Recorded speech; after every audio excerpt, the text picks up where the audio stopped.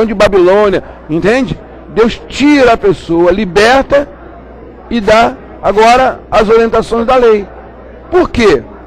O salmista deixa bem claro, no Salmo 19, verso 7, a lei do Senhor é perfeita e restaura a alma.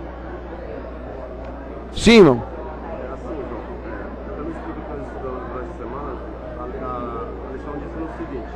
A lei ela aponta para uma fonte de salvação, mas essa fonte de salvação só pode ser Jesus, porque ele é de natureza incorruptível, né? Somente através dele podemos ser salvos. A lei é simplesmente uma seta que aponta para a obediência, para se aproximarmos dele e sermos salvos. Bem lembrado, o Cid está dizendo aqui, e ele destacou na lição, que a lei é como que uma seta, aponta para quem você pode obter a salvação, naquele que é perfeito. Entende? Agora, o objetivo dessa lição aqui é mostrar que Deus, Jesus Cristo, não veio destruir a lei. Ele veio viver a lei perfeita e dar essa perfeição para nós. Ok? Olha o que está escrito lá em Romanos 3,31. Quem diz lá em Romanos 3,31? Romanos 3,31. O que diz?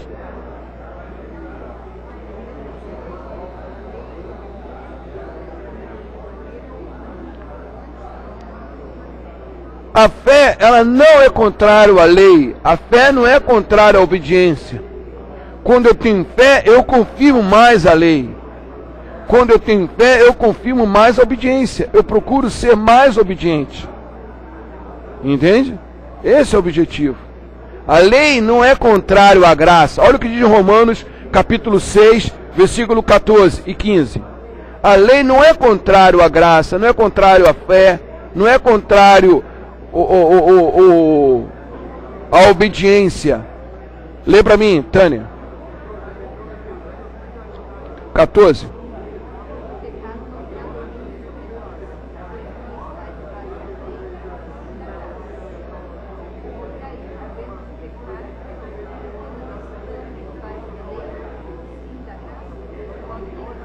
Percebeu? O pecado, ele não tem domínio sobre mim quando eu aceito o Cristo Jesus. Mas nem por isso eu vou ficar, contrário à lei. Eu vou confirmar a lei, vou ser obediente. Por ser salvo, agora eu vou fazer tudo para agradar aquele que me salvou. Domingo. Onde aumentou o pecado? Romanos 5, 12 e 21 diz o seguinte. O que nós aprendemos aí? Que esses textos querem dizer o que para nós? O que ele ressaltou para nós aí?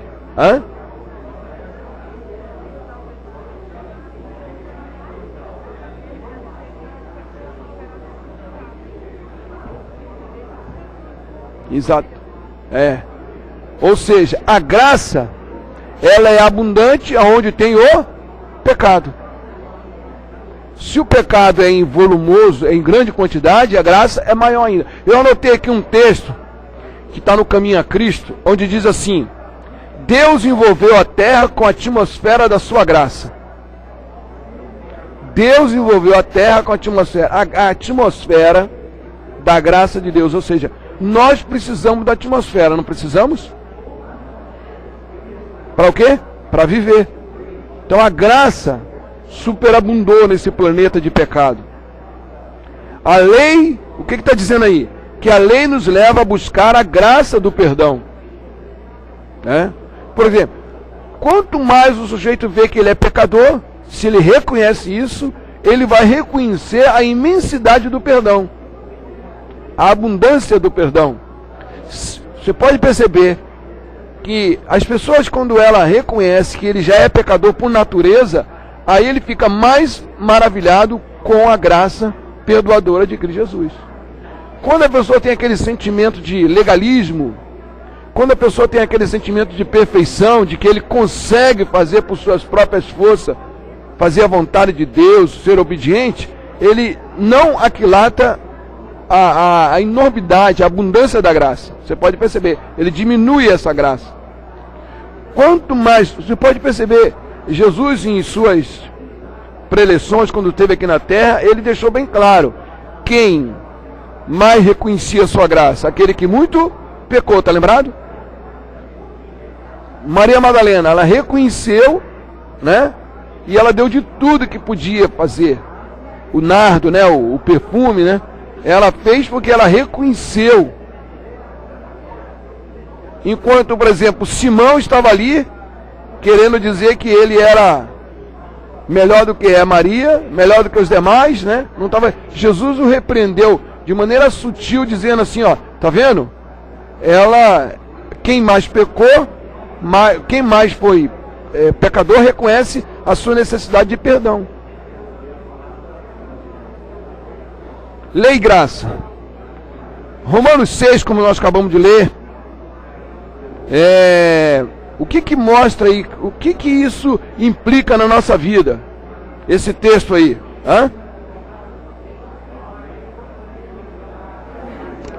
Alguém gostaria de participar? Romanos 6 está dizendo o quê? Está bem claro aí, irmãos, que nós somos livres pela graça, somos libertados da maldição da lei, para vivermos livres do pecado pela graça, que nos dá poder para sermos obedientes. Entende? A graça é assim, ó, ela tem duas facetas. A graça, antes de, quando nós não conhecemos a Cristo, é para nos libertar da garra do pecado. Ok? Nos perdoar, nos fazer justo. Depois que nós somos batizados, depois que nós aceitamos que a graça, ela faz o quê? Ela nos dá poder para poder não ser desobediente. Perceberam? A graça, ela trabalha em duas maneiras para nós. Assim, ó. Antes a lei condena e a graça liberta da condenação. Depois do batismo, a lei restaura e a graça dá força para você guardar a lei. Entende? É por isso que tem Filipenses 4,13. Tudo posso naquele que me fortalece. Jesus não tem graça, Jesus é a graça. Eu sou fortalecido na graça, que é uma pessoa, que é Jesus. Ficou entendido então? Como nós já lemos, bem claramente, né? Olha o que diz Romanos 6, verso 1. Romanos 6, verso 1. O que diz lá? Romanos 6, verso 1.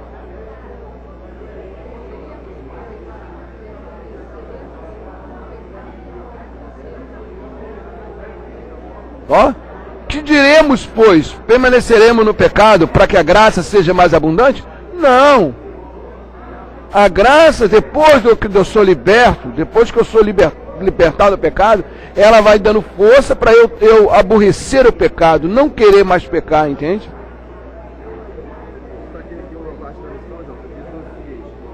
A graça não só opõe a lei, mas a morte. Nosso problema não é a lei em si, mas a morte eterna que resultou na transgressão da lei. Muito bem. A graça é contrário à lei. Ela é contrário o quê? O resultado da violação dessa lei, que é a morte. Né? Porque a graça quer tirar a gente de quê? De morrer. A segunda morte.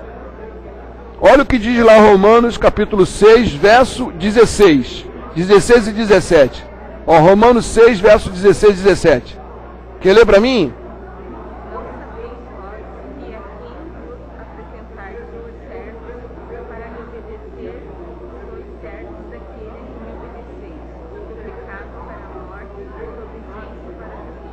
Percebeu? Se eu resolvo ser obediente a um senhor, eu sou de repente eu sou o quê? Escravo dele. Mas como Cristo Jesus é um senhor que nos dá liberdade, livre, eu faço e sou o quê? Livre, mas estou ligado a ele por amor. Se me amar, guardarei o meu mandamento. Ok? Bom, miserável homem que sou. Aqui nós estamos na grande luta que Paulo teve, em que todos nós que temos compreensão da palavra de Deus e entendemos a lei de Deus, queremos obedecer, temos essa luta constantemente em nós. Não é isso? Por exemplo, você levanta de manhã cedo e está lá o pecado diante de ti, te assediando, entende? E você tem uma luta tremenda contra aquele pecado, né? E você quer abandonar, e ele está te artesanando, te afinetando o cérebro, a mente. Aí você tem aquela luta diária, é isso? Olha lá o que o apóstolo Paulo disse. O que Paulo estava falando? De um homem não convertido? Ou essa experiência é de um homem convertido? Hein? Paulo está falando de um homem convertido ou um homem não convertido? Um homem convertido. O homem não convertido, irmão, ele não tem essa luta. Não tem essa luta. Eu, antes de ser adventista, minha mãe dizia assim, eu chegava ao Rio de Janeiro, aquela é muito quente, eu vivia direto de short e muitas vezes até descalço. Nem chinelo de dedo não usava. E muitas vezes eu deitava daquele jeito e acordava daquele jeito. Muitas vezes deitava até atravessado na cama, porque eu chegava bêbado. E a minha mãe falava, se você é como animal, levanta e dorme como animal. Você não pensa em Deus em momento algum. E ela não tinha esse pensamento que nós temos hoje. Entende? Sentava na mesa, sem fazer o agradecimento, sem nada. Então para mim tudo era bom. Não tinha nada. Ela falar palavrão é como se estivesse falando de Deus assim. Falar palavrão, gíria, né? Coisas baixas assim, ó. Né? Não se policiava. Agora, você imagina, isso é o homem que tem prazer no pecado.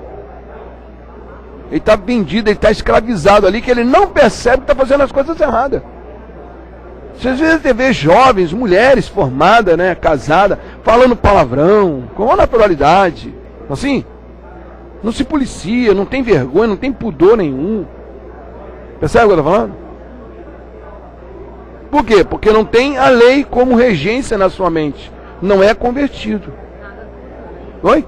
Nada acusa. Né? Beber cachaça, fumar, né? Usar droga. Às vezes eu fico olhando essas pessoas que não são convertidas na televisão, falando dessas pessoas drogadas, né? Assim como tivesse um senso de... Né? Não. Não tem, como diz, não tem moral, né? Poder falar, né? Na verdade, hoje nós estamos vendo até os âncoras, os repórteres na rua, promovendo mais o mal. Eles falam mais do mal do que sem pudor, né? Por exemplo, defende toda essa bagunça que está aí, né? Essa inversão de valores, como fosse a coisa mais comum. E se vai falar de uma coisa que tem moral, tem pudor, eles até riem assim, como escarnecendo. Por quê? Porque não são convertidos. E quando você chega e fala que é convertido, ele já olha assim com um senso de ridicularização, né? O que ela mencionou aqui, ó. O homem natural, ele fala das coisas que lhe é natural, né? O que é natural desse mundo? O mundo de pecado, né? Mas nem por isso, quando nós não somos convertidos, que não vem. Martinho Lutero dizia assim: eu não posso impedir que os passarinhos rodeiem sobre minha cabeça, mas posso impedir que ele faça ninho. O que ele está querendo dizer? Que o pensamento mal está direto na sua mente, te assediando. Porque o pensamento só involuntário, né? A todo momento, quando você pensa que não, você, se não tomar cuidado, se não tiver a lei para detectar, ó, isso é errado, pensa em tudo que vai acontecer, as consequências que vai acontecer. O cristão convertido tem esse senso. Senão ele estaria fazendo, ele tem um desejo de fazer a coisa errada, mas ele está sendo controlado o quê? Pela graça de Cristo, pelo perdão. Não vou fazer isso. Entende? Ele avalia. Então, ele está falando de um homem convertido. Ele mostra que ele tem conhecimento da lei. Olha o que diz Romanos capítulo 7, verso 14. 12 e 14. Romanos 7, versículo 12 e 14.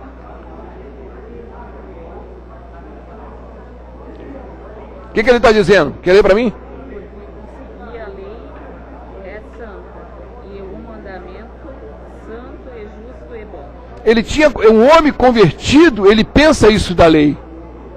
É por isso que às vezes eu fico duvidando de alguns evangélicos, alguns crentes que querem tirar o valor da lei. Eu admiro um crente, mesmo que não guarda a lei, mas aquele diz, não, a lei está em vigor. Eu não consigo guardar os seus mandamentos. Mas ele não fica arrumando coisinhas na Bíblia para dizer que é lei. Ele reconhece que a lei é santa, justa e boa. Embora ele não consegue fazer. Olha o que ele diz no verso 14. O homem convertido. Olha o homem convertido, o que ele pensa. Olha lá.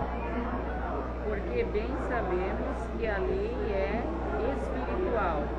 Eu, todavia, sou carnal, vendido à escravidão do pecado. Percebeu? Essa luta, quando ele tem esse conhecimento, ele está dizendo que o pecado reina nos seus membros, ele quer fazer a coisa errada. Na sua mente ele até quer fazer a coisa certa, mas no seu corpo o desejo dele é fazer a coisa errada. É isso que ele está apresentando aí, essa luta que ele tem. Só que no verso 22, o que é que ele diz? O que é que ele diz no verso 22? Lê alto, Tânia, bem alto. 22.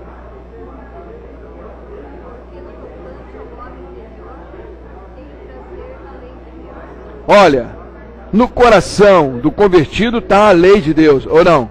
Não é o que ele disse? Vou escrever a minha lei em vossos corações, o Espírito Santo. O objetivo é isso. Colocar na nossa mente, aí a palavra coração é mente, né? Na mente, ela está ali, a lei de Deus está ali para poder mostrar para vocês o que é errado. Começar a ter esse senso que outrora não tínhamos. Agora então passamos para a finalidade da lei. Olha lá. Romanos 9. De que modo a salvação é pela fé e não pela lei? Hein? De que modo? Nós estudamos essa semana aí. De que modo a salvação é pela fé e não pela lei? Hein? Oi?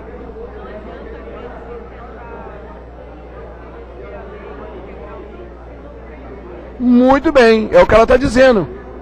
Vocês não ouviram? Não adianta tentar obedecer os 10 mandamentos sem Cristo. Vai dar em nada, irmão. Vai dar em nada. Não tente fazer isso. Mesmo porque, mesmo que você consiga essa utopia no mundo de pecado, você vai chegar no fim e vai se perder. Não vai estar salvo.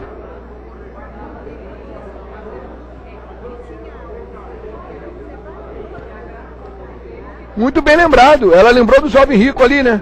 Lá em Lucas, Mateus 19, verso 17, né? Sim, irmão. Nós temos que confiar na justiça de Cristo, né? Eu não posso me estribar no que eu faço para poder ser salvo. O homem não tem nada a oferecer para ser salvo. O máximo que nós temos para oferecer é o seguinte: Senhor, toma o meu coração pecador. Transforma o meu coração. Reconheça diante de Deus. O próprio salmista diz assim: não te estribe no teu entendimento. Não é o seu entendimento que vai te salvo, né? Na verdade, a salvação é um mistério para todos nós. Como é que pode Deus salvar um caco velho? Deus tem prazer em restaurar pessoas que reconhecem que são erradas. Deus se demora nas pessoas erradas, que é as que deixam, né? As que não deixam, vivem constante fugindo. Então, a finalidade da lei, como nós já lemos lá em Deuteronômio capítulo 6, é o quê? Levar as pessoas à obediência perfeita, que é Cristo Jesus. A obediência de Cristo Jesus é creditada para mim. O que é justificação? É justiça imputada. Ela oferece gratuitamente para todos nós. Alguém disse com muita propriedade assim, a obediência jamais é base para a graça, mas só a graça de Deus é base para a nossa obediência. Gravou bem? A obediência jamais é base para a graça, mas só a graça de Deus é base para a nossa obediência. O que diz lá em São João capítulo 14, 15? Se me amardes, guardarei os meus mandamentos.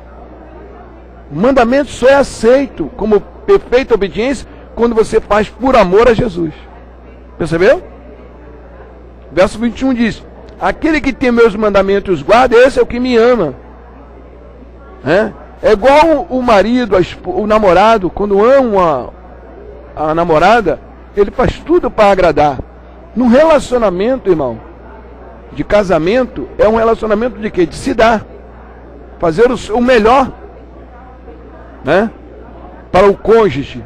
Aí que está o segredo do relacionamento.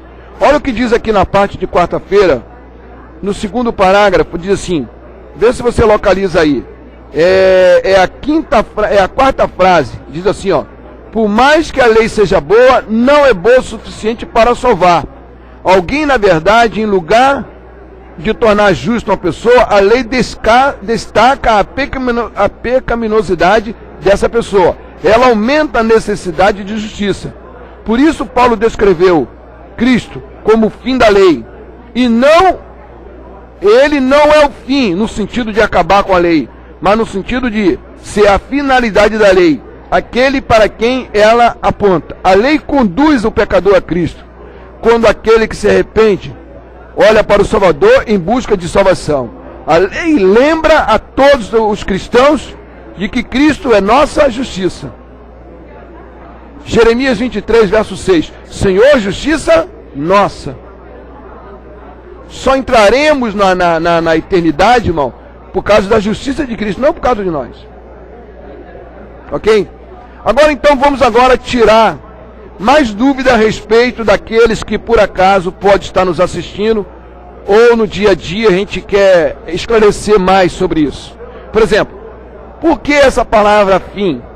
No português, o objetivo, no grego é telos, mas no português é propósito, finalidade, né? Conduzir. Olha o que diz a Bíblia lá no livro, vamos abrir a Bíblia lá no livro de Tiago. Tiago, capítulo 5, para nós tentar esclarecer essa palavra fim no português, tá? No grego é telos, ou seja, ela tem o objetivo de mostrar propósito, né? Conduzir. Olha o que diz lá em Tiago, capítulo 5. Tiago, capítulo 5. Encontraram? Eu vou ler o verso 11 aqui para dar ênfase aqui, ó. Olha assim, ó. Eis que temo por felizes os que perseveraram firme. Tendes ouvido da paciência de Jó. E viste que... Como é que está escrito na sua lição, na sua Bíblia aí? Que fim o Senhor lhe deu? Porque o Senhor é cheio de terna misericórdia e compassivo. Eu pergunto para você, essa palavra fim aí, Deus deu um fim em Jó? Acabou com Jó? Ele está aqui mostrando o quê? O fim, qual foi? Tiago 5,11. A palavra fim aí é o seguinte, qual foi o propósito? Qual foi a finalidade? Entende? Pela sua misericórdia, Deus restaurou toda a situação de Jó depois, não foi? O resultado, né? Não é acabar, não acabou com Jó, Deus não destruiu Jó, né? Olha o que diz lá em Eclesiastes, Eclesiastes capítulo 12. Vamos lá no livro de Eclesiastes capítulo 12.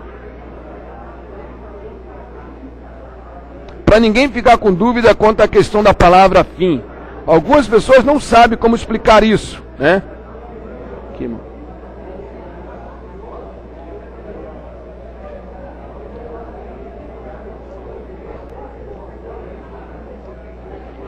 Eclesiastes, capítulo 12. Aí, ó. No capítulo 12, versículo 13. Olha o que está escrito aí, é o objetivo da palavra fim. Olha aqui, ó. Ó. 12, verso 13. Ó, aqui, ó. Tá lendo aí? Eclesiastes, capítulo 12, verso 13.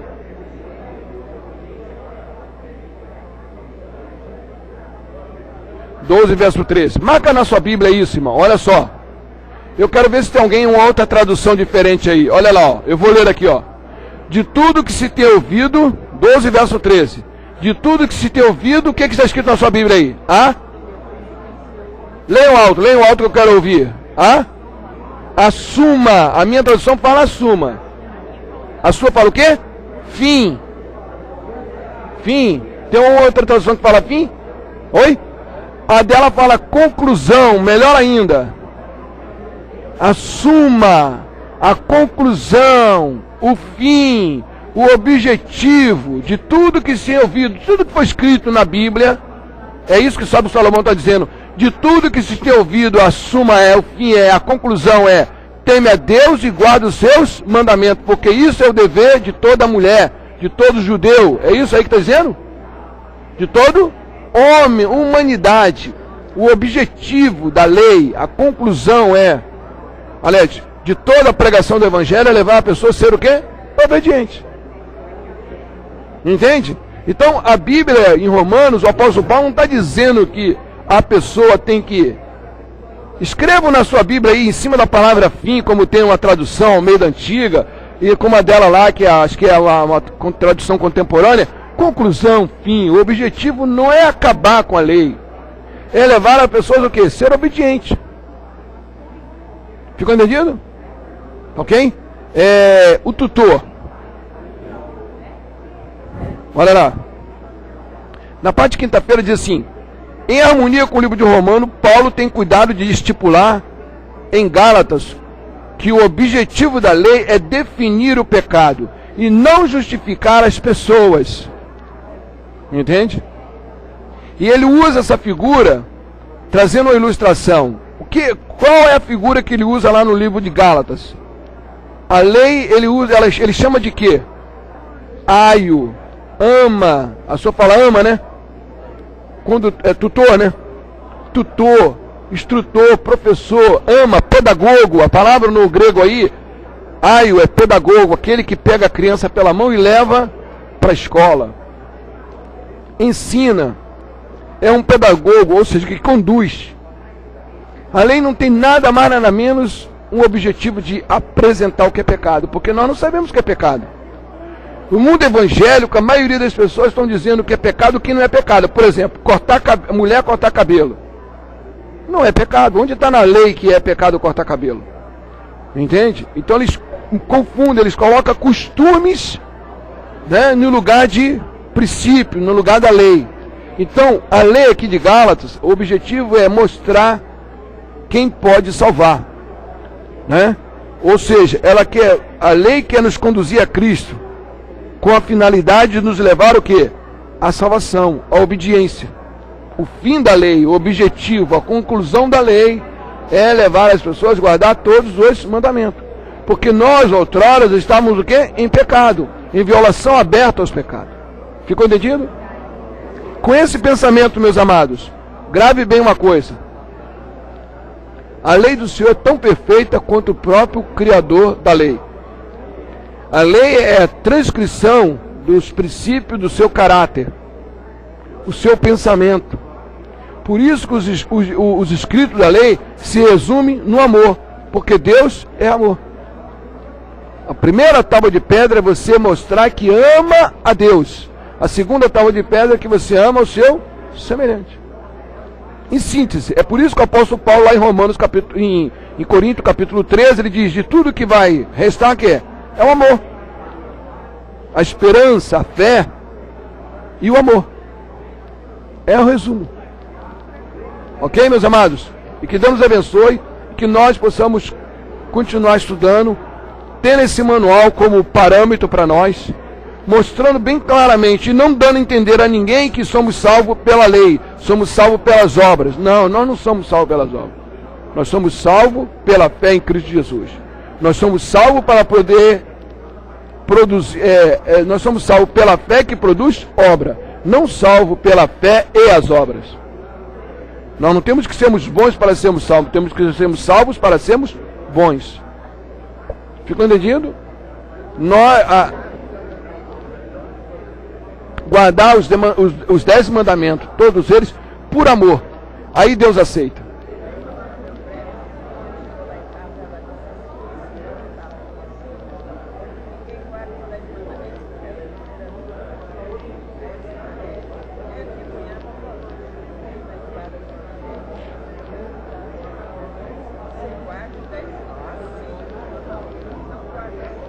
Uma coisa te falta, né?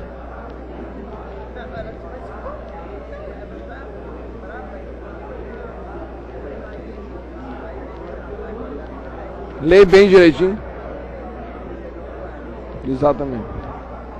Irmãos, nem todos que me dizem Senhor, Senhor entrará no reino dos céus, né? Para você dizer Senhor, Senhor, tu tem que ser plenamente obediente, por amor. Amém? Que Deus abençoe. Irmã, a chamada já foi feita? Olha os apontamentos. Fazer.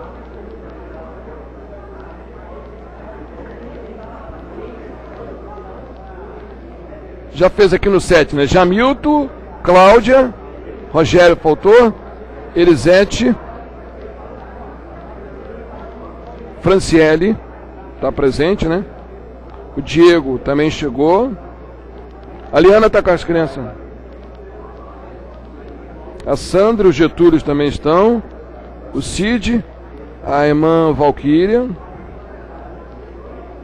a Gertrude, a Zieni, a Salete está lá na recepção, né?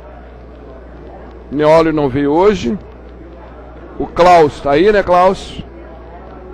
A Tânia e o Cristiano tá.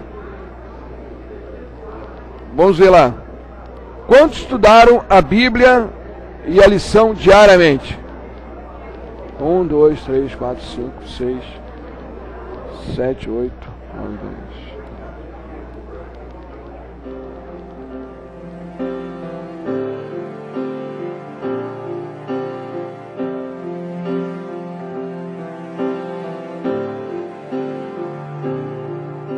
Estou aqui tentando olhar no espelho e ver o rosto de alguém feliz. Finjo ser o que não sou, mas tudo acabou. No fundo eu estou me sentindo triste, tão sozinha. Quero me esconder. Será que alguém me vê? Mas eu sei que o meu Deus vê meu coração e a minha solidão me abraça, me ampara. Não quero mais fugir. Estou aqui, te peço, me ouve, me ajuda.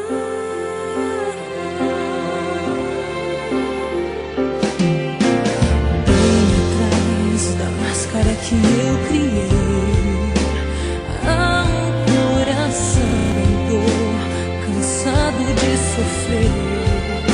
Cansado de fingir, mostrar o que não é, o que aconteceu com os meus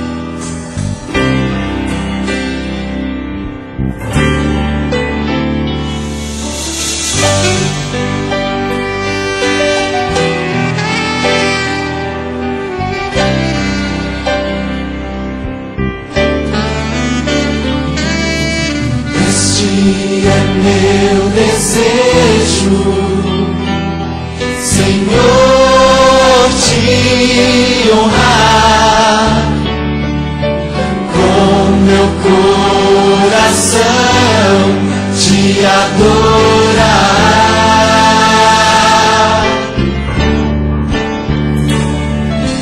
Tudo que há em mim te dá louvor, só a ti adoro, meu Senhor.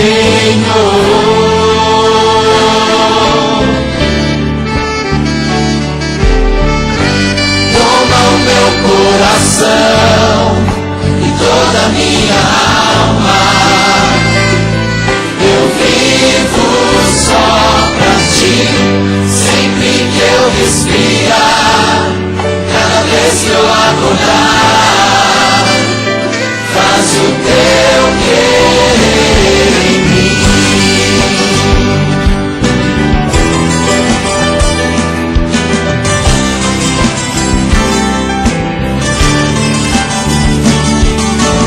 Este é meu desejo, Senhor, te honrar com meu coração, te adorar.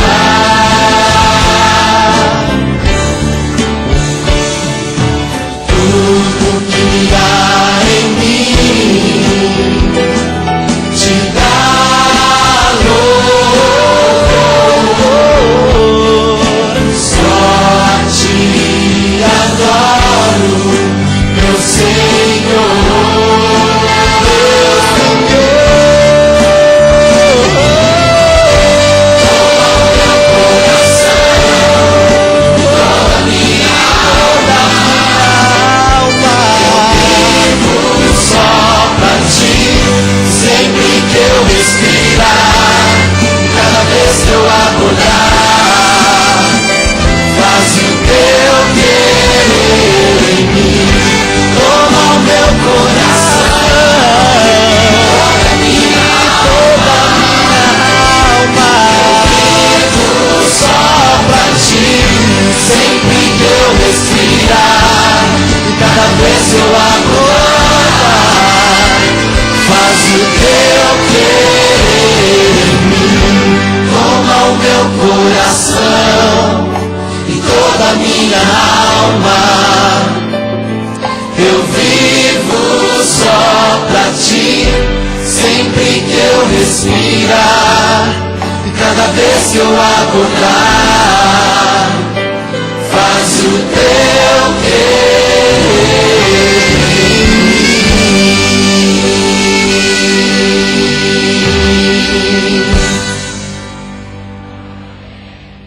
Dando seguimento à nossa programação,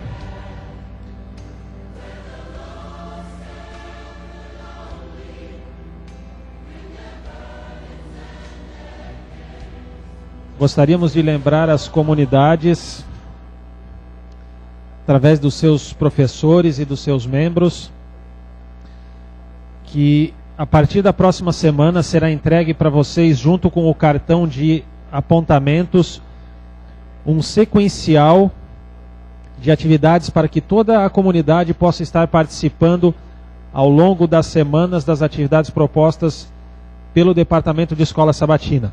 Apenas uma pequena lembrança para vocês: na primeira semana, toda a primeira semana do mês, estaremos realizando um almoço especial junto com a nossa comunidade. A comunidade entra em acordo, os membros da comunidade se dirigem à casa de um dos membros, não necessariamente na casa do professor, mas de um dos membros, e realizam uma atividade de integração almoçando todos juntos. Na segunda semana, todas as comunidades devem se reunir no sábado, após o pôr do sol, portanto no início da semana, no ginásio, para uma reunião social onde todas as famílias da igreja, todos os membros das comunidades de amor estarão participando junto de atividades sociais. Terceira semana, a comunidade se encontra novamente na casa de um dos membros para a despedida do sábado, para um pôr do sol realizado na casa de um dos membros da comunidade. Quarta semana, novamente uma reunião social.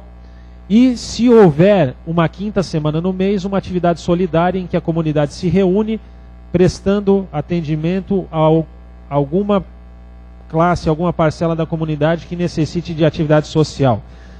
A partir da próxima semana estaremos colocando essa sequência junto com o novo material que será distribuído para as comunidades de amor, e vocês estarão recebendo nas classes, nas comunidades, para que façam uso. A lição dessa semana nos trouxe algo interessante a respeito da lei e da graça. A graça nos salva, mas a lei nos indica o pecado e devemos viver em graça, cumprindo a lei de maneira automática. Isso nos remete à imortalidade. Se seguirmos essa lógica, essa sequência, aceitarmos sermos salvos pela graça, seguirmos os mandamentos, automaticamente seremos salvos, seremos transformados e seremos imortais, viveremos com Cristo nas mansões celestiais. A revista Time, uma revista muito famosa em nosso mundo, ela noticiou no ano de 2011, em fevereiro de 2011, que no ano de 2045, portanto daqui a 30 anos mais ou menos, o homem poderá ser imortal. Gostaria de pedir à igreja que mantivesse a reverência. As comunidades devem se reunir, devem dialogar, mas nesse momento gostaríamos da atenção da igreja, gostaríamos da reverência para que pudéssemos dar seguimento à nossa adoração.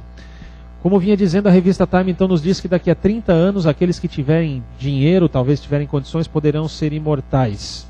Através de avanços na medicina, de avanços na ciência e na tecnologia, as pessoas poderão adquirir vida eterna. Como? É uma incógnita. A tecnologia, até aquele ano, é dito na reportagem, estará disponível para que pessoas que tenham acesso, que tenham dinheiro, possam se tornar imortais. As maneiras serão algo que se possa criar, que se possa imaginar em termos de tecnologia, armazenamento da nossa capacidade de pensar, dos nossos pensamentos, transferência de membros para outros corpos, o que vocês puderem imaginar. Mas a Bíblia é clara quando diz que vida eterna, nessa vida, nesse planeta, nós não teremos. A Bíblia não nos deixa no escuro. E a lição dessa semana foi muito clara quanto a isso. Na Bíblia de Jerusalém, a Bíblia que mais se aproxima da tradução original do hebraico, do grego e do aramaico, em Romanos 10:4 nós podemos ter o resumo da nossa lição. A finalidade da lei é Cristo. Ou seja, só podemos alcançar a imortalidade por intermédio da fé em Jesus. Não é pela observância da lei, ainda que devamos guardar a lei. Simplesmente a fé em Jesus não nos permite abandonar a lei. De fato, a obediência à lei não está em conflito com a graça. Isso é um ponto importante. Você não deve ter a noção de que lei é uma coisa, graça é outra coisa, e elas não estão conectadas. Ao contrário, como resultado de ter recebido a graça, devemos e passamos a observar a lei. E com isso, automaticamente, nossa vida vai sendo transformada e vamos sendo elevados a sermos mais próximos ou imitadores de Cristo, o que nos levará um dia a sermos imortais. A lição da semana que vem é uma lição complementar e é interessante também. Fica aqui o desafio para que todos possam estudar, todos dentro da comunidade possam buscar os textos e possam estudar a lei de Deus e a lei de Cristo. Assim como nós temos no nosso país e em todos os lugares, leis maiores e leis maiores, por exemplo, a nossa Constituição e as leis municipais, as leis estaduais, existe também na Bíblia uma pseudo-hierarquia. Nós temos a lei de Deus, os 10 mandamentos, e depois a nova lei que Cristo vem nos deixar. Esse será o assunto do estudo da nossa semana, e eu desafio os irmãos, desafio os amigos que aqui estão presentes, para que possam fazer estudo da palavra de Deus e da sua lição ao longo dessa semana e descobrir a respeito da lei de Deus e da lei de Cristo. Finalizando a nossa programação de escola sabatina, iremos cantar o hino Jesus, Tu és a minha vida, hino de número 478. Ao som do piano, que nos coloquemos de pé para louvarmos a Deus em mais este momento.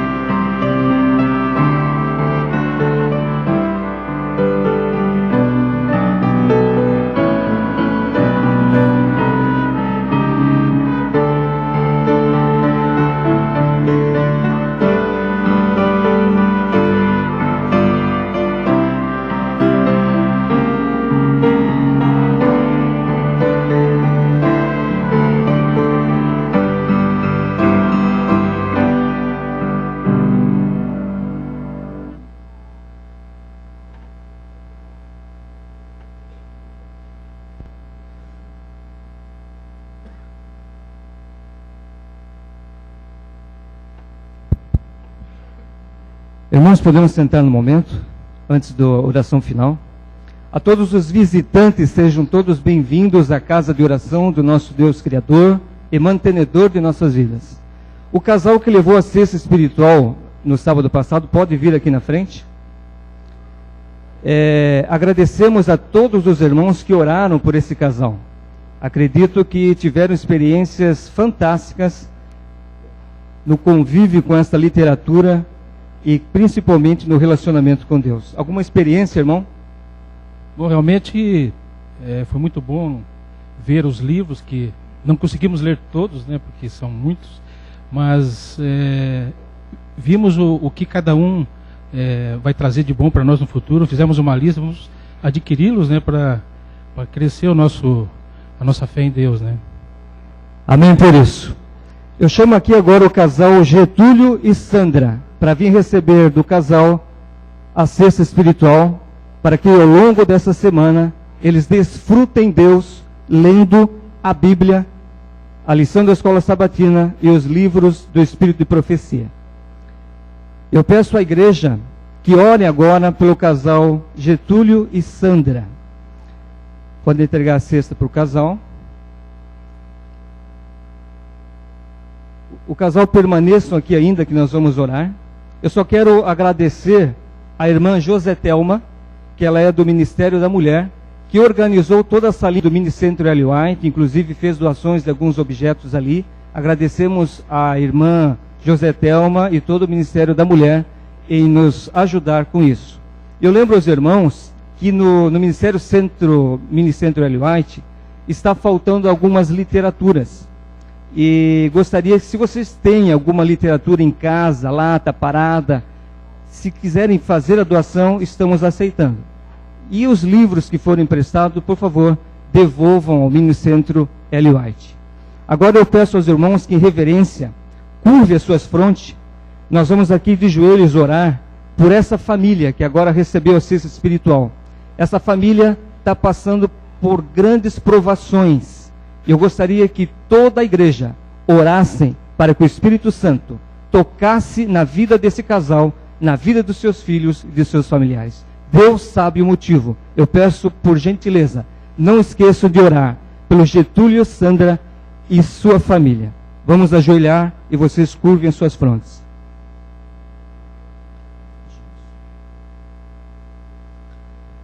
Santo Deus, Pai eterno e Deus de amor, te agradecemos, ó Pai, porque finalizamos uma escola sabatina, onde ao longo da semana estudamos sobre belas lições do poder da graça manifestada em cada um de nós através do nosso Senhor Jesus Cristo. Ajuda-nos agora, Pai, para que essa família que está recebendo a cesta espiritual possa também, através do poder que vem de Ti, através do Espírito Santo, tocar em seus filhos, em suas vidas, para sentir o mover de Deus em suas vidas. Ajuda, Pai, para que toda manifestação maligna que possa estar influenciando os seus filhos, sua família, venha a ser retirado pelo poder do Espírito Santo. É o que te pedimos e a igreja vai orar, intercedendo por esse casal. É o que te pedimos e agradecemos, em nome de Jesus. Amém. Vamos agora aguardar a sequência em reverência.